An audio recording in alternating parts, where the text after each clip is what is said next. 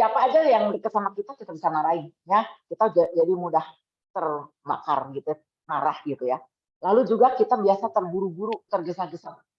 Atau ciri-cirinya kalau kita udah menjalan dalam kelelahan fisik itu, kita suka nggak bisa tidur, ya, suka khawatir berlebihan yang nggak dipikirin gitu ya. Lalu takut, terus sering pikiran kita terlalu jauh melamun, dan akhirnya bisa depresi. Banyak sekali hal-hal yang lain yang bisa dialami. Nah, gejala kelelahan mental itu bisa terjadi dari mulai gejala fisik, ya, sampai kepada gejala emosional. Ya, lalu kemudian akan menjalar kepada gejala perilaku. Nah, sebetulnya kelelahan fisik tadi saya katakan bisa diatasi, itu mudah ya dengan istirahat. Mungkin ini ekornya terlalu besar. Ya, kita bisa tidur, kita bisa santai, ya. Tapi kurangnya kontrol untuk mengambil sebuah keputusan yang berkaitan dengan misalkan dengan jadwal, kita punya jadwal penuh, ya, lalu punya banyak tugas dalam satu hari itu, atau mungkin dalam bulan-bulan itu, atau banyak tugas di depan kita, sehingga beban kerja itu menjadi sebuah aktivitas yang berkelebihan, yang mengharuskan kita sebetulnya harus selalu fokus, ya, sehingga kita tidak bisa fokus, ya, membuat kita jadi sangat lelah, ya, sangat lelah. Nah, dalam hal ini membuat kita jadi akhirnya burn out, ya, kelelahan mental dari kelelahan fisik. Jadi dari tadinya awalnya kita ya lelah fisik, tapi terus itu kita genjot terus ya, sampai akhirnya itu akan menjadi gejalanya, jadi gejala bukan hanya fisik yang tadi saya sudah katakan, tapi menjadi gejala emosional, marah gitu ya, seringkali berasumsi sama orang karena kita nggak beres gitu ya, lalu akhirnya menjadi gejala perilaku yang jadi kita jadi aneh. Mungkin kita lihat ya, mungkin anak kita bisa lihat ini gitu ya, jadi aneh gitu ya, seperti itu ya. Nah, itulah akhirnya kelelahan mental itu yang seringkali membuat kita menjadi hidup kita ini tidak harmonis ya, antara pengaturan waktu untuk kita istirahat, untuk kita berekreasi, untuk waktu untuk kita kerja, bahkan untuk melayani. Bukan hanya melayani dalam pekerjaan Tuhan saja, tapi melayani suami, melayani anak-anak. Akhirnya kita jadi kelelahan, ya, kelelahan mental. Nah, di dalam 1 Raja-Raja pasal 19, 1 Raja-Raja 19 ayat 1 sampai 8, boleh kita buka semua ya, 1 Raja-Raja 19 ayatnya yang ke-1 sampai ayatnya yang ke-8. Saya akan bacakan secara cepat saja ya. 1 Raja-Raja 19 ayat 1 sampai 8. Waktu Elia ada di Gunung Horeb. Ketika Allah memberitahukan kepada Izebel segala yang dilakukan Elia dan perihal Elia membunuh semua nabi itu dengan pedang, maka Izebel menyuruh seorang suruhan mengatakan kepada Elia, beginilah kiranya para Allah menghukum aku. Bahkan lebih lagi daripada itu, jika besok kira-kira pada waktu ini aku tidak membuat nyawamu sama seperti nyawa salah seorang dari mereka itu, maka takutlah ia, ya, takutlah Elia. Lalu bangkit dan pergi menyelamatkan nyawanya. Dan setelah sampai ke Beersheba, yang termasuk wilayah Yehuda, ia meninggalkan bujangnya di sana. Tetapi ia sendiri masuk ke padang gurun sehari perjalanan jauhnya, lalu duduk di bawah sebuah pohon arar.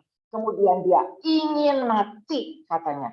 Cukuplah itu. Sekarang ya Tuhan, ambillah nyawaku, sebab aku ini tidak lebih baik daripada nenek moyangku. Sesudah itu ia berbaring dan tidur di bawah pohon arar. Tetapi tiba-tiba seorang malaikat menyentuh dia serta berkata kepadanya, bangunlah, makanlah. Ketika ia melihat sekitarnya, maka pada sebelah kepalanya ada roti bakar dan sebuah kendi berisi air. Lalu ia makan dan minum, kemudian berbaring pula. Tetapi malaikat Tuhan datang untuk kedua kalinya dan menyentuh dia serta berkata, bangunlah, makanlah, sebab kalau tidak perjalananmu nanti terlalu jauh bagimu. Maka bangunlah ia lalu makan dan minum. Dan oleh kekuatan makanan itu ia berjalan 40 hari, 40 malam lamanya, sampai ke gunung Allah, yakni Gunung Horeb. Kita lihat di sini bagaimana setelah Elia membunuh nabi-nabi Baal. Sebelumnya di dalam 1 Raja-Raja pasal 18, saya tidak baca ya, tapi kita sudah tahu ceritanya. Bagaimana di dalam 1 Raja-Raja pasal 18 sampai dari ayat 20 sampai selesai, Elia itu ada di Gunung Karmel. Diceritakan bagaimana Elia menghadapi 450 nabi Baal dan menantang apakah Allah yang mereka sembah itu adalah Allah yang hidup dan bisa melalui korban bakaran yang dipersembahkan untuk dibakar, ya. Dan pada waktu itu Elia bisa melalui korban bakarannya itu mempersembahkan di hadapan para Baal. Ternyata terbukti bahwa Allahnya Elia yang disembah itu adalah Allah yang hidup. Ya, dan di situ Elia akhirnya menangkap semua nabi-nabi Baal dan tidak terluput ya seorang pun dari mereka. Kemudian Elia membawa mereka ke sungai Kison dan kemudian menyembelih mereka di sana. Itu diceritakan dalam 1 Raja-Raja pasal 18. Saya bisa membayangkan, kita semua bisa membayangkan bagaimana Elia harus menghadapi semuanya itu dan kemudian dia mengeksekusi nabi-nabi Baal.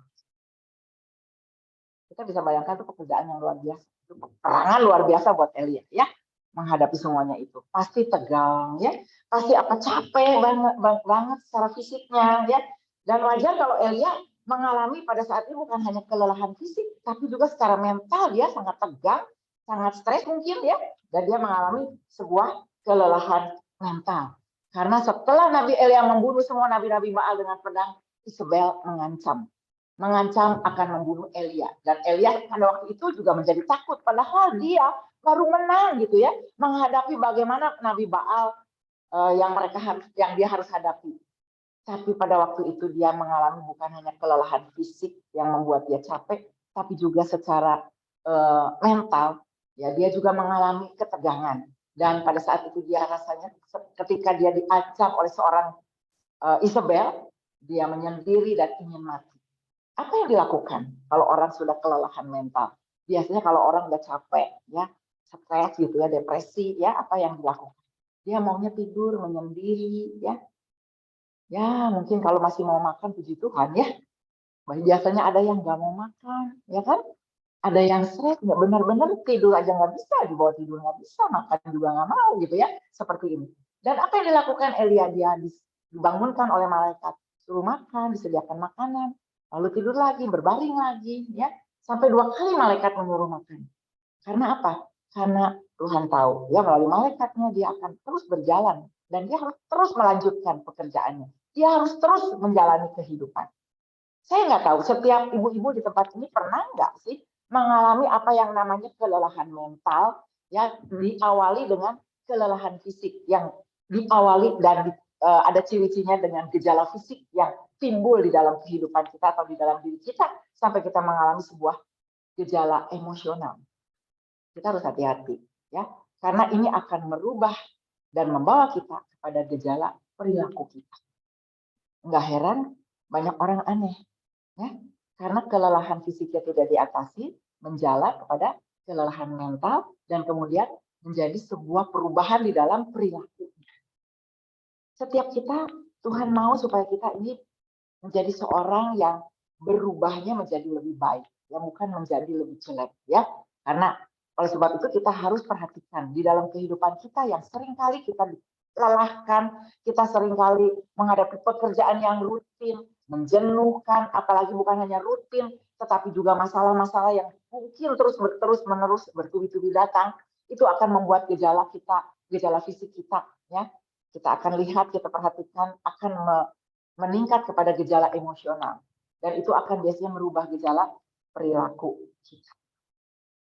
Oleh sebab itu, biarlah setiap kita mau belajar bagaimana kita berjaga-jaga. Kita berjaga-jaga setelah memperoleh kemenangan apapun juga. Mungkin kita pernah mengalami sebuah kemenangan atau menyelesaikan sebuah ujian misalkan ya. Apakah itu ujian pada saat kita waktu sekolah atau mungkin ujian pada saat kita sedang menghadapi masalah ya, ujian dalam bisnis kita, usaha kita, ujian dalam problem kehidupan rumah tangga kita, ujian ketika kita harus menghadapi anak, bagaimana ini supaya kita bisa mengatasi anak kita bisa jadi lebih baik, ya, atau kita ikut tegang waktu anak kita juga menghadapi persoalan di sekolah atau apapun juga ya. Tapi setelah semuanya itu dilewati, setelah semuanya itu selesai, biasanya kita bilang begini, aduh, gitu ya, tarik napas panjang, aduh rasanya lega, gitu ya, aduh rasanya bisul ini sudah pecah, gitu ya. Kita tarik napas panjang lalu kemudian santai. Nah ini kita harus hati-hati. Ketika kita mulai santai dan kita tidak menyadari, kita akan, kalau kita tidak berjaga-jaga, maka kita akan setelah memperoleh kemenangan seperti sebelum peperangan yang dikatakan Andrew Bonar ya, seorang pastor Presbyterian di Skotlandia, ada kemungkinan menang dalam peperangan, menang dalam masalah, menang dalam kesulitan hidup, tetapi kita kehilangan kemenangan itu sendiri. Karena apa? Karena kita lengah. Jadi memang kita tidak boleh lengah ya, karena setiap kali kalau kita lengah merasa sudah semuanya terlewati, semuanya sudah dapat diatasi, maka kita akan mengalami sebuah kehilangan, sebuah kemungkinan kehilangan, yaitu kemenangan itu sendiri. Ya. Ketika kita mengalami kelelahan mental, ada gejala fisik, ada gejala emosional, dan gejala perilaku, maka kita harus menyadari jangan sampai terus kebablasan. Banyak orang kebablasan. Saya mau menceritakan sebuah kasus. Ya. Ada seorang yang ditinggal oleh istrinya dalam usia yang sudah cukup senja, sudah lanjut. Ya. Tetapi kemudian dia bertemu bukan secara kebetulan, ya, bukan secara kebetulan, dia dikenalkan hanya lewat telepon dengan seorang wanita juga yang baru ditinggal suami. Ya, karena mereka saling ingin mengucapkan turut berbela-sungkawa, akhirnya karena saling kesepian, karena mereka juga mungkin kehilangan, mereka juga punya masalah masing-masing dalam rumah tangganya, akhirnya ketika mereka ngobrol, mereka cocok. Ya. Tetapi yang menjadi masalah, mereka itu bukan berangkat ya dari kemurnian hubungan ya, karena yang satu ini masalahnya sedang ada masalah pribadi dan dia ingin sekali mengekspresikan bahwa dia bisa, walaupun dia sudah lanjut usia dia bisa, maksudnya bisa melakukan segala sesuatu yang dia punya uang dan lain sebagainya, dan kemudian dia dengan kemarahan yang belum selesai, dia menemukan seorang yang bisa menampung kemarahannya. Akhirnya mereka bisa berhubungan jarak jauh, ya bisa berkomunikasi dan akhirnya mereka bisa menjadi teman yang akrab. Tapi masalahnya karena usianya berbeda jauh ya dan kemudian juga sudah lanjut usia, anak-anaknya tidak setuju. Ya, anak-anaknya nggak setuju dan mereka menentang sekali hubungan mereka. Dan mereka nggak mau tahu, pokoknya mereka sudah terjalin satu hubungan cinta gitu ya, walaupun usianya sudah lanjut. Dan ini banyak terjadi. Saya sekarang pelayanannya ya, ibu-ibu muda, saya sekarang pelayanannya banyak sekali ke orang-orang yang sudah lanjut usia dan kepada ibu-ibu yang single, ya, ibu-ibu janda, ya, ibu-ibu yang single parent, widow gitu ya. Dan saya melihat banyak sekali kasus, ya, apalagi kalau mereka sedang merasa burn out, kelelahan mental karena mereka harus menghadapi hidup sendiri. Mereka mengalami kesulitan dalam ekonomi, ya karena sudah tidak ada penopang lagi, yang anak-anak jauh, mereka sudah sendiri-sendiri punya kesibukan masing-masing. Dan saya melihat kalau mereka tidak siap, mereka benar-benar akan mengalami sebuah kelelahan dan akhirnya membuat banyak depresi, membuat orang menjadi kesepian, ya, sendiri, merasa tidak punya teman, merasa bahkan yang lebih parah lagi merasa tidak berharga dan tidak ingin hidup, akhirnya pengen mati. Iya, kalau Tuhan panggil memang udah waktunya nggak apa-apa ya. Tapi ternyata kan mereka masih punya hidup yang panjang seperti itu. Nah, ini kita harus waspadai. Mungkin kemungkinan ini bukan hanya yang saya hadapi sekarang, maksudnya dengan ibu-ibu yang sudah single ya, karena saya pelayanan sekarang beralih ke banyak ibu-ibu yang sudah sendiri itu ya, dan mengalami banyak masalah ya. Mereka tidak bisa menerima dirinya sendiri. Mereka banyak yang sudah merasa burn out gitu ya di rumah ya, karena merasa tidak punya teman, merasa sudah tidak berharga, terus suaminya dipanggil pulang, terus dia nggak bisa menghadapi sebuah kenyataan dan akhirnya dia lelah. Ya kalau udah lelah begitu, dia bisa lakukan banyak hal yang kurang positif kalau menurut saya. Gitu. Ya, saya nggak tahu ibu-ibu muda juga mungkin banyak yang mengalami hal seperti itu. Ya, mungkin masalahnya lain, tetapi kita belajar bagaimana kalau kita menjadi seorang yang pernah mengalami kelelahan secara mental, kita harus belajar melihat dulu gejalanya apa. Pertama kita harus lihat dari gejala fisik. Ya, gejala fisik dulu, dilanjut. Ya. Gejala fisik itu bisa berupa penyakit atau perubahan pola hidup yang lebih buruk. Misalnya merasa selalu lelah, merasa selalu terkuras sepanjang waktu, merasa selalu pekerjaan ini harusnya bukan pekerjaan saya, ini pekerjaan pembantu, tidak rela melakukan pekerjaan. Misalkan ibu-ibu ya di dalam rumah tangga, ya di dalam pekerjaan kita sebagai ibu rumah tangga, ada banyak ibu-ibu yang suka tidak rela mengerjakan pekerjaan di rumah walaupun itu pekerjaan kita. Ya, kita berpikir bahwa pekerjaan di rumah yang rutin itu adalah pekerjaan pembantu. Namanya juga pembantu, berarti membantu kan? Yang pegang peran siapa? Bukan pembantu loh. Kita loh sebagai ibu rumah tangga ya. Di dalam Amsal 31 dikatakan istri yang dipuji-puji itu istri yang bangunnya pagi-pagi. Lalu apa? Yang mengerjakan pekerjaannya, ya, yang bisa mengatur pelayan-pelayannya, yang bisa mengatur pekerjaannya, yang bisa mengelola waktunya, pekerjaannya, sampai suaminya itu bisa mempercayakan kepada dia sesuatu. Tapi banyak kita kalah mengerti, ibu-ibu muda, ya, karena begitu sibuk atur anak sekolah, nyiapkan anak sekolah, belum ngajarin anak, ya. Lalu pekerjaan di rumah yang harus diatur, belum lagi ibu-ibu muda sekarang, ladies, banyak yang punya usaha, benar nggak? Punya bisnis. Jadi, aduh, banyak sekali pekerjaannya. Dan akhirnya kita seringkali kelelahannya bukan, jadi kelelahannya itu kelelahan fisik dulu, diawali dengan kelelahan fisik itu. Terkuras sepanjang hari. Dan itu akan membuat kita lebih parah lagi nantinya, ya kalau kita nggak menyadari. Lalu apa? Kalau kita melihat banyak penyakit atau banyak perubahan pola hidup yang buruk, misalkan kekebalan tubuh itu mulai menurun, lebih sering sakit kepala, apalagi sakit pinggang katanya ya, apalagi sakit leher, terutama anak muda ya. Kalau di depan laptop terus kan lehernya suka sakit di tengkuknya, ya betul nggak? Ya saya juga kalau mengerjakan pekerjaan di depan laptop, apakah buat PowerPoint atau apa, atau sedang googling gitu ya. Sebentar-sebentar 1 jam aja saya harus pergi dulu ke dapur lah, ke kebun lah, ya apa namanya, kita sadar lah bahwa ini kadang-kadang terbatas gitu ya.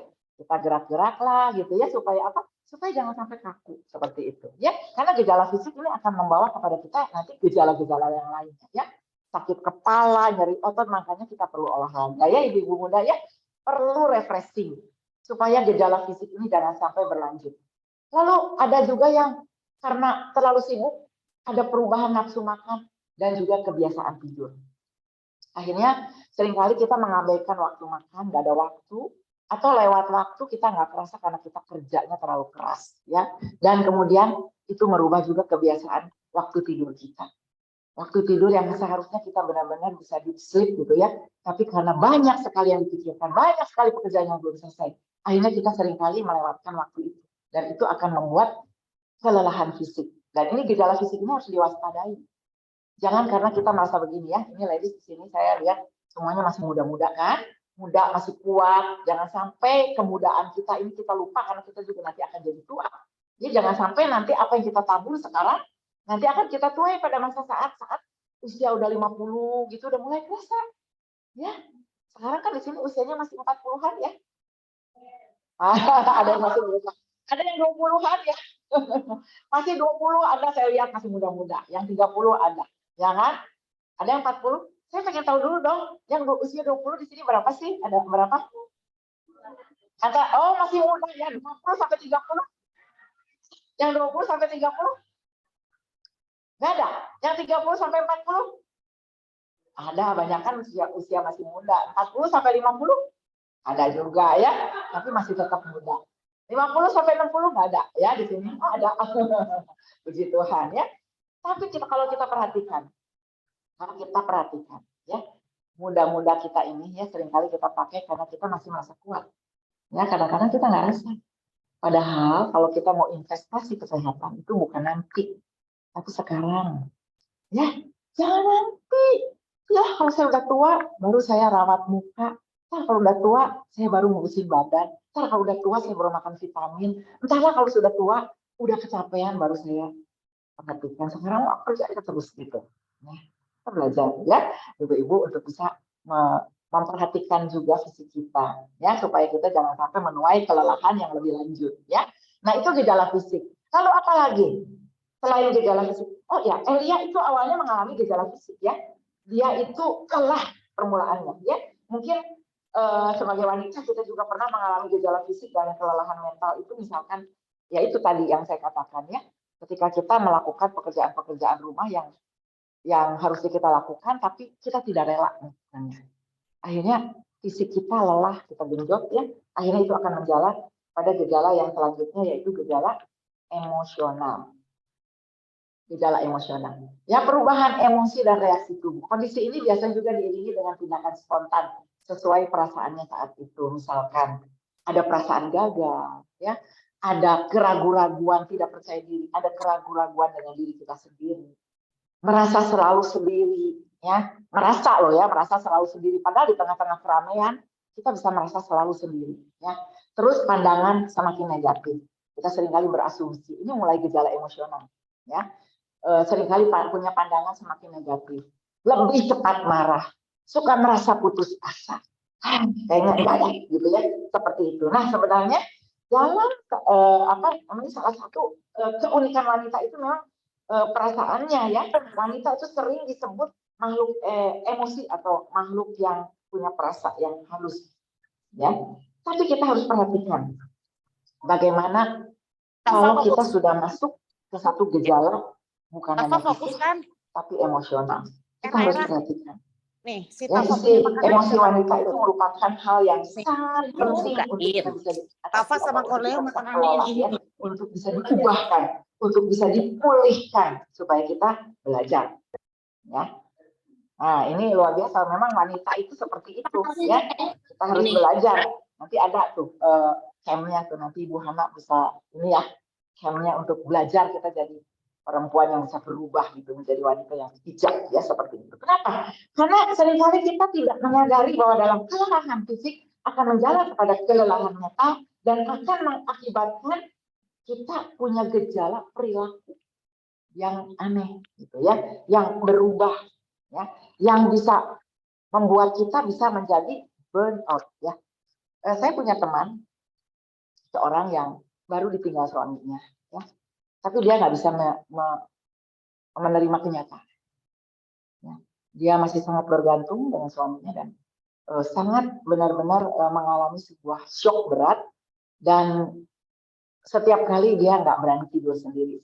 Ya. Karena dia merasa bukan hanya shock, kelelahan fisiknya menghadapi suaminya yang sudah sakit lebih kurang 4 tahun pada waktu itu ya, jadi benar-benar udah capek. Ya. Tapi ketika meninggal juga dia nggak bisa terima kenyataan dan akhirnya dia menjadi stresnya begini. Setiap kali kalau ditanya ada orang yang ketemu dia yang nggak tahu karena pada saat tahun lalu baru meninggal itu ya dalam suasana yang masih belum banyak orang bisa bertemu ya. Jadi masih saat-saat pandemi yang baru mau menurun. Jadi nggak banyak orang tahu yang nggak pernah ketemu, udah lama nggak ketemu. Jadi dia suka tanya, mana katanya suaminya. Dia suka bilangnya ada. Dia nggak bisa bilang bahwa suami sudah meninggal. Dia bilang ada. Dia bohong, gitu ya. Gimana sehat? Sehat. Dia jawab gitu. Tapi setelah itu dia stres gitu. Dia kan bohong sama dirinya sendiri, bohong orang lain, bohong pada kenyataan. Ya dia nggak bisa mengatakan bahwa suaminya sudah dipanggil pulang. Dia nggak bisa mengatakan bahwa suaminya itu sudah ada di dalam surga. Bahkan lebih parah lagi, ya, kalau dia konseling sama saya, dia katakan suami saya selamat nggak sih? Nggak percaya.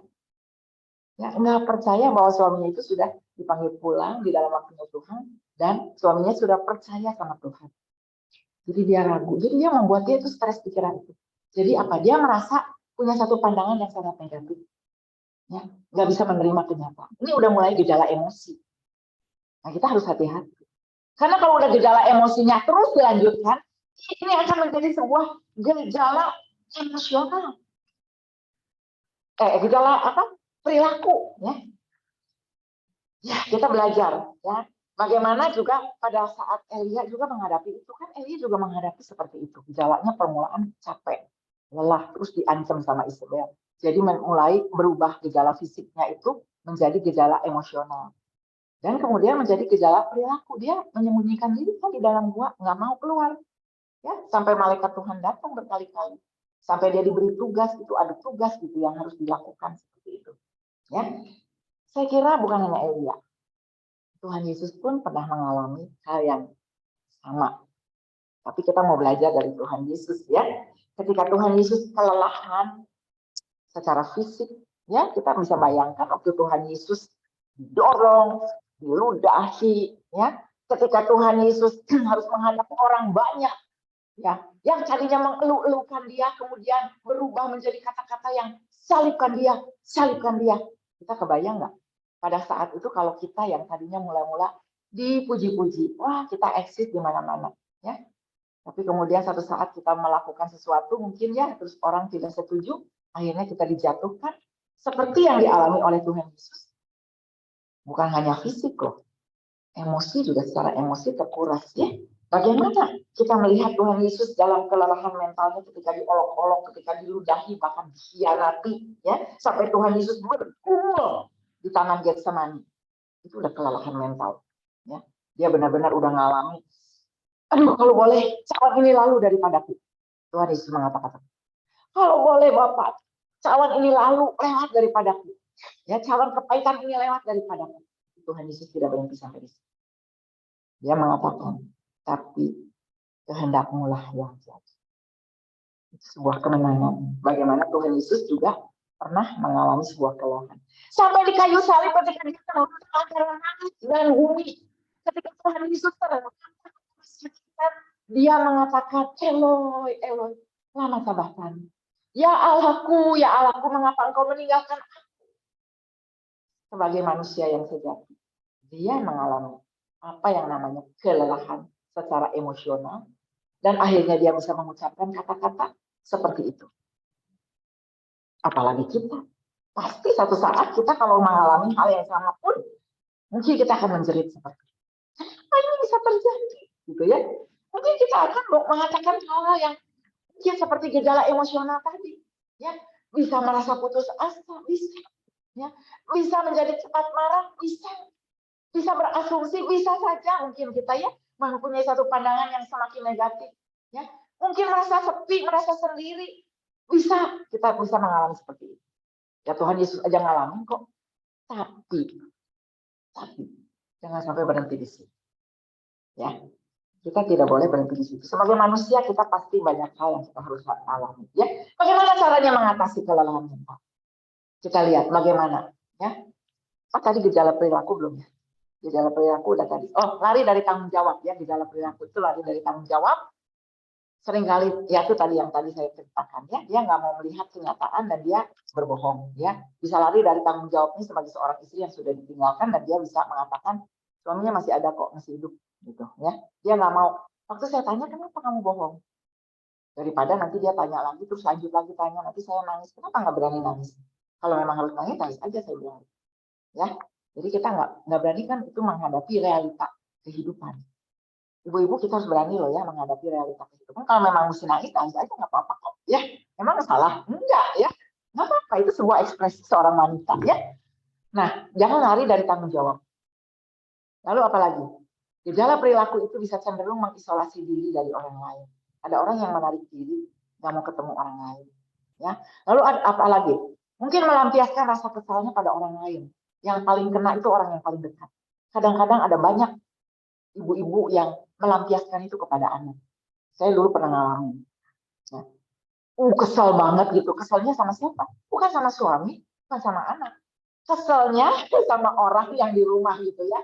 Kadang-kadang sama saudara, ya sama saudara yang di rumah, ada kakak, ibu mertua saya yang tidak menikah dan gitu ya. Aduh gitu ya. Buat saya itu membuat saya jadi burn out gitu ya. Nah seringkali saya nggak bisa marah kan sama dia, saya nggak bisa lawan dia. Tapi di sini mendidih di hati gitu ya, seperti itu. Akhirnya apa? Yang kena siapa?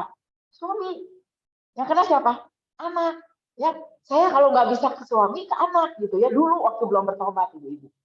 Jadi kalau udah kesal, Karena nggak apa-apa, cuma salah sedikit dimarahin, kadang-kadang dipukul gitu ya, kadang-kadang dijuntrungin gitu ya, seperti itu ya. Karena apa? Sebenarnya hati kita yang kesal, hati kita yang lagi burn out, lagi kelelahan mental. Tapi yang kena orang-orang yang dekat dengan kita. Ya, akhirnya kita seringkali seperti itu melampiaskan rasa kesal sama orang lain. Lalu ada juga yang menggunakan makanan untuk jalan keluar. Makanya kan kalau kita lagi hang out gitu ya, atau kita lagi happy gitu makan di luar, coba dilihat itu gejala emosional bukan gitu ya. Nanti gejala perilaku lagi ya. Akhirnya kita suka makan berlebihan, ya kan? Punya uang juga berlebihan pakainya gitu ya. Apalagi yang sudah mulai makan obat ya, obat gitu ya, karena nggak bisa tidur ya udahlah, paling gampang makan obat gitu ya, akhirnya menjadi sebuah kebiasaan. Ini itu udah gejala perilaku loh ya. Lalu apalagi minum minuman alkohol ya dan lain sebagainya untuk mengatasinya ya. Tadinya awalnya cuma untuk bisa menghilangkan rasa stres ya, rasa depresi, menghilangkan rasa itu, jalan keluarnya seperti itu akhirnya ya. Jadi merubah gejala perilaku kita. Nah, bagaimana sekarang cara mengatasi kelelahan mental? Jadi dalam 1 Raja-Raja 19 ayat 9 sampai 18 ya, kita baca aja ya. 1 Raja-Raja 19 ayat 9 sampai ayatnya yang ke-18. Ya cukup panjang, saya baca cepat aja ya. Oke. Allah menyatakan diri di Gunung Horeb. Di sana masuklah ia ke dalam sebuah gua dan bermalam di situ. Maka firman Tuhan datang kepadanya demikian. Apakah kerjamu di sini, hai Elia? Kalau itu kita yang lagi ngalamin seperti Elia, ganti aja kata Elia ini sama nama kita, ya, supaya kita bertanya dengan diri kita sendiri. Jawabnya kata Tuhan. Kata Elia, aku bekerja segiat-giatnya bagi Tuhan, Allah semesta alam. Karena orang Israel meninggalkan perjanjian, meruntuhkan mezbah-mezbahmu, dan membunuh nabi-nabimu dengan pedang. Hanya aku seorang dirilah yang masih hidup, dan mereka ingin mencabut nyawaku.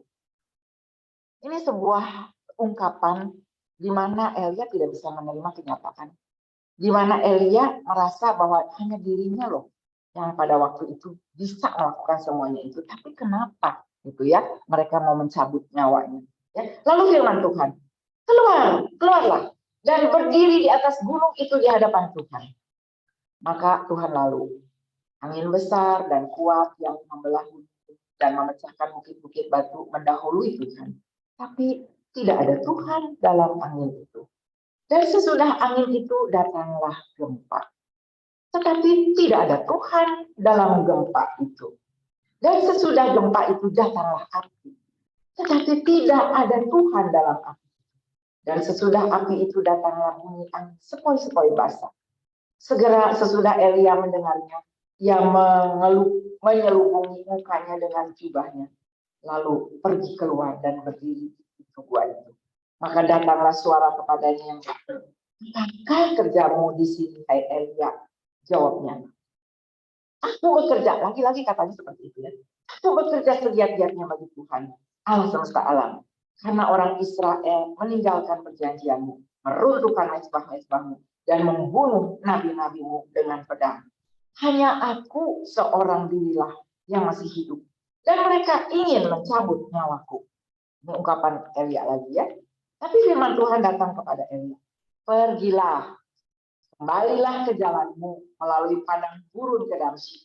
Dan setelah engkau sampai, engkau harus mengurapi Hazael menjadi raja atas Ram.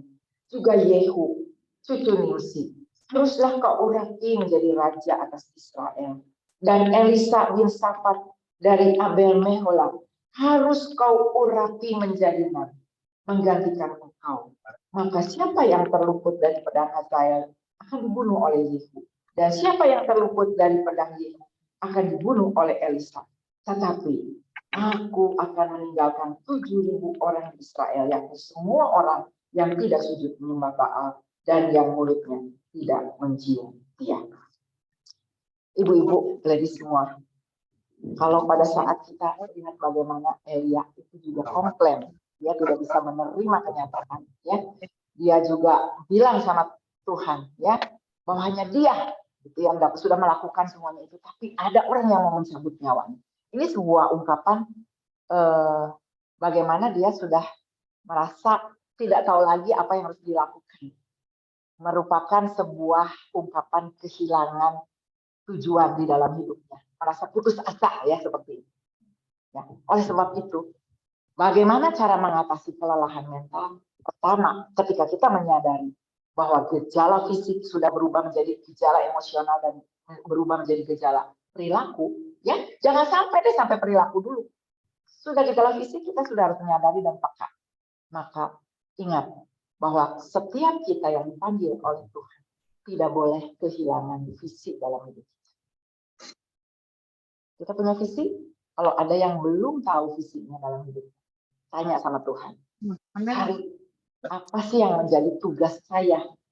Ya, tugasku ini secara pribadi apa yang Tuhan pilih? Ada banyak orang kehilangan visi dalam hidupnya, gampang jadi stres. Ketika menghadapi kesulitan, ketika menghadapi kelelahan, dia akan komplain dan dia akan kehilangan visi itu dan dia nggak tahu tujuan lagi apa yang Tuhan mau dalam hidupnya.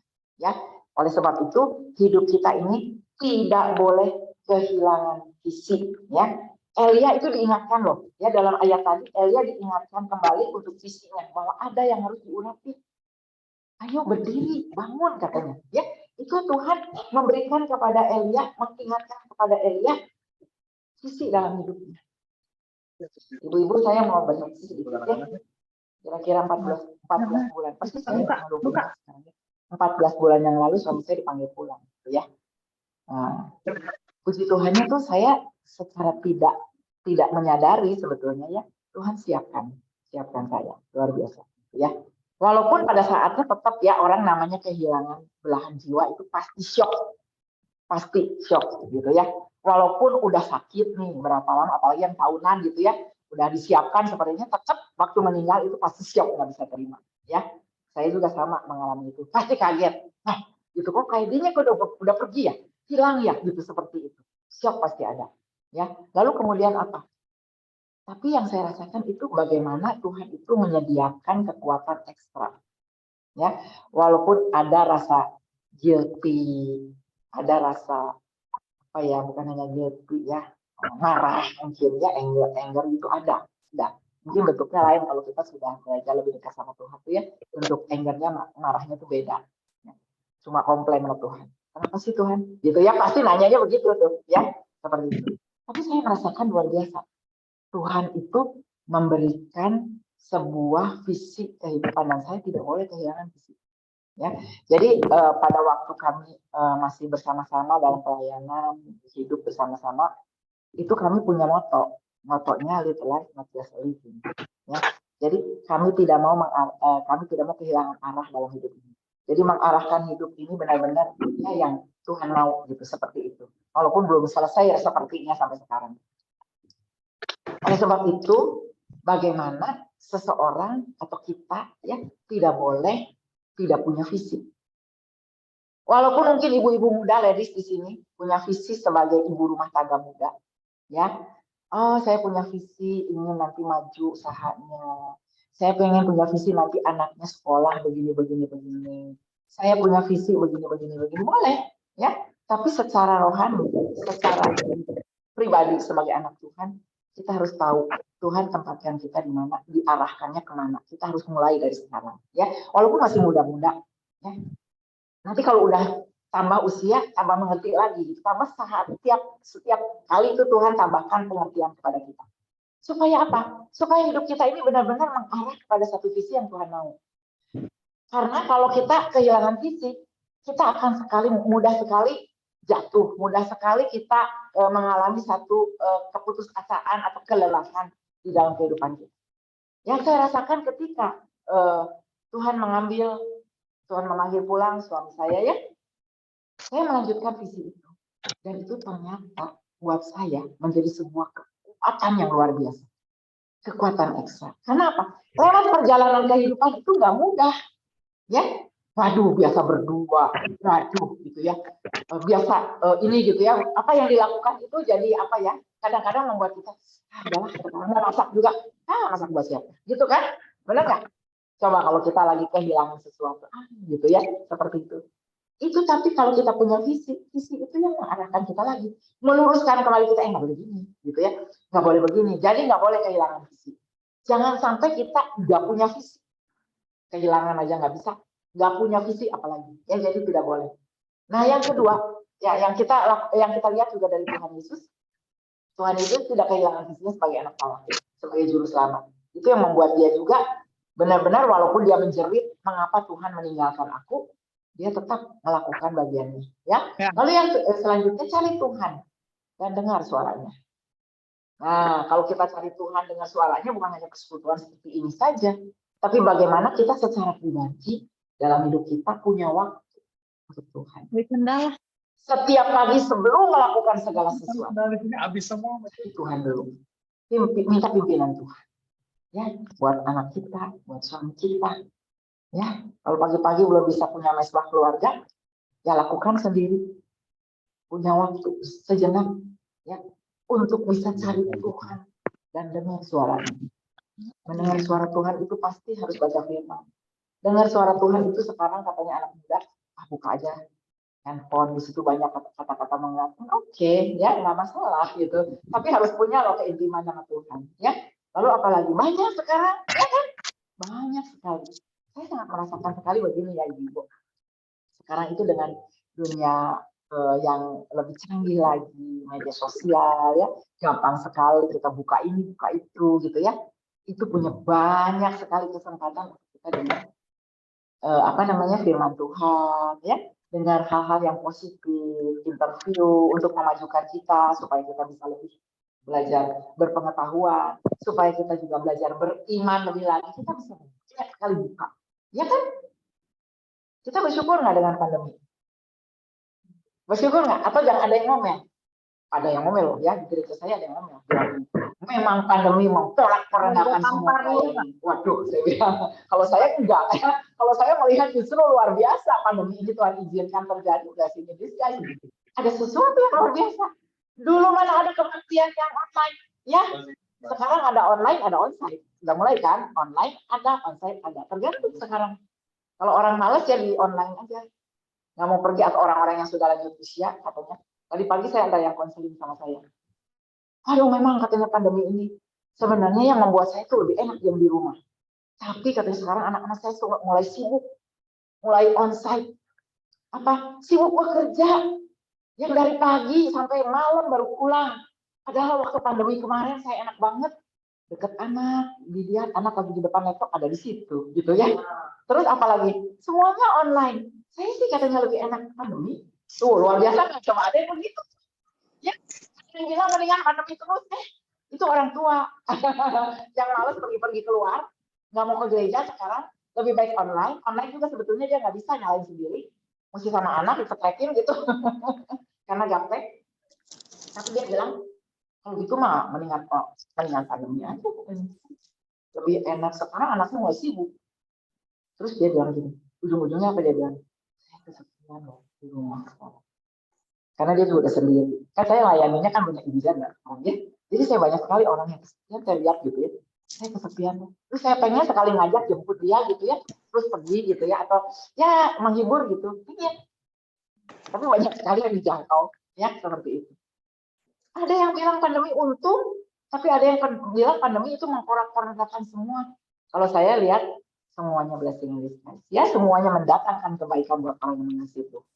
Karena sekarang, seperti sekarang ini ada hybrid ya. Ada online, ada onsite, ada online-nya. Jadi kita belajar ya untuk kita mencari Tuhan dan mendengar suaranya itu dari manapun itu sumbernya, kita belajar ya untuk terus setiap hari diisi oleh kekuatan firman Tuhan dan lakukan apa yang menjadi bagian kita. Jangan suka ngomel. Kita lakukan bagian kita ya ibu-ibu ya. Jadi para ladies di sini, jangan sampai kita nggak bisa menerima kenyataan, ngomel-ngomel dengan tugas-tugas kita. Ayo bersyukur. Supaya kita senang hatinya melakukan semua itu ya. Melakukan bagian kita. Oh, ini bagian saya. Aduh, saya dikasih kepercayaan sama suami, sama anak. Ya, dikasih kepercayaan sama Tuhan. Lakukan bagian kita. Jadi kita sekarang sudah mulai sibuk jemput anak. Ya, anak sudah onsite. Mulai sibuk untuk ngurusin ini dan itu. Yuk, syukur bersama. Supaya kita jangan sampai mengalami sebuah kelelahan mental yang merubah perilaku kita. Ya, biarlah setiap kita boleh menjadi ladies yang orang lain melihat Kristus di dalam diri kita. Orang lain di sekitar kita melihat ada Tuhan Yesus dalam diri kita.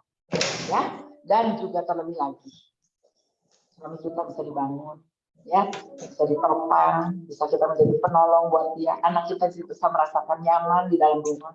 Jangan sampai bilang, aduh mami, silakan pergi deh, ya, arisan kayak apa kayak, jangan ada di rumah karena apa, mereka juga stres ya kita. Ya, mari ibu-ibu kita akan sama-sama untuk menghadapi kehidupan ini bisa, ya, mengatasi segala kelelahan-kelelahan secara fisik, secara emosional, terlebih lagi kalau sudah menjalani perilaku. Tuhan akan menolong kita. Karena setiap musim dalam hidup kita, kita bangkit berdiri bersama Tuhan. Pasti bisa. Mari song leader saya ajak bersama-sama. Kita akan berkembang. Oh, ada bersama.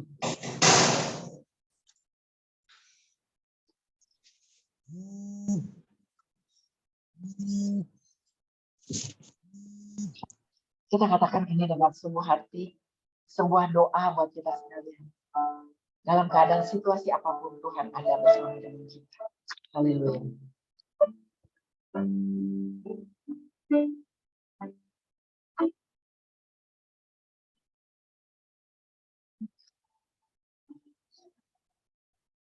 Bersama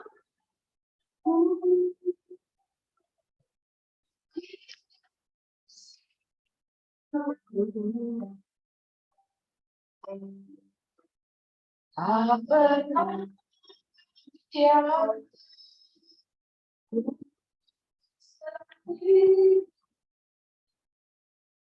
kekuatan di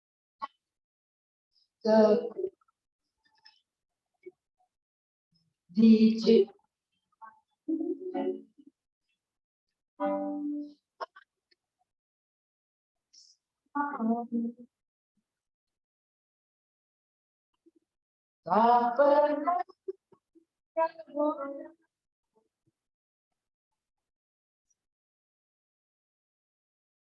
Mari kita katakan dengan sekuat hati kita, dengan kekuatan yang kami kuat. Diambil tuh. Itu. Kita akan lewati semuanya.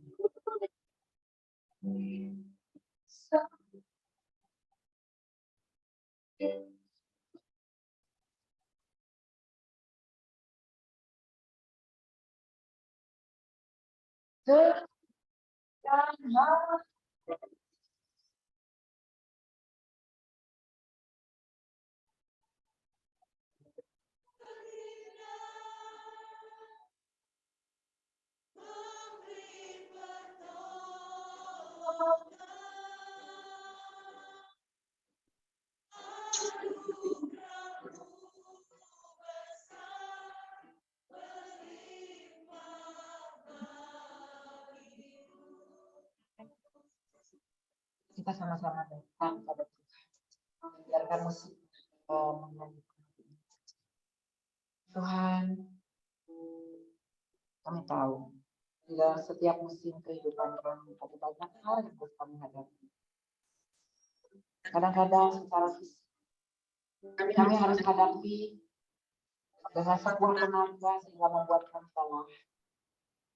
Bahkan itu seringkali membuat emosional di dalam hidup kami.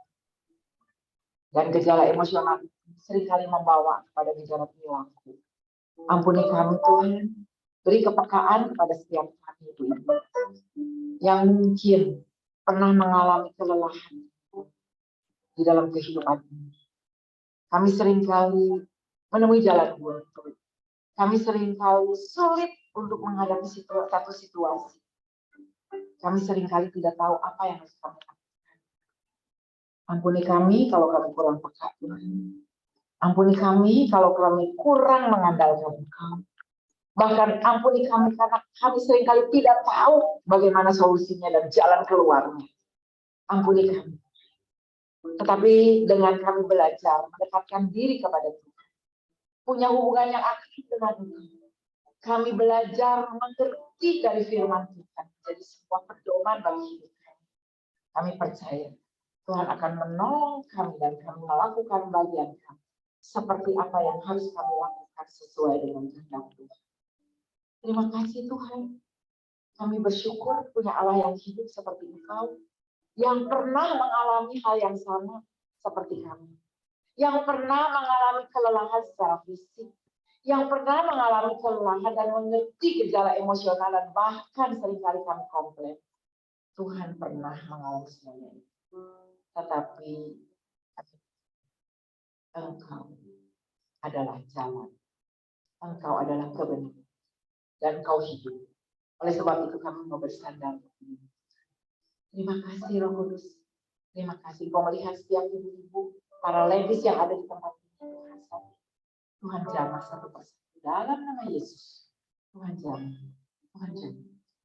Tidak ada yang terlewatkan. Tuhan jamah setiap kami.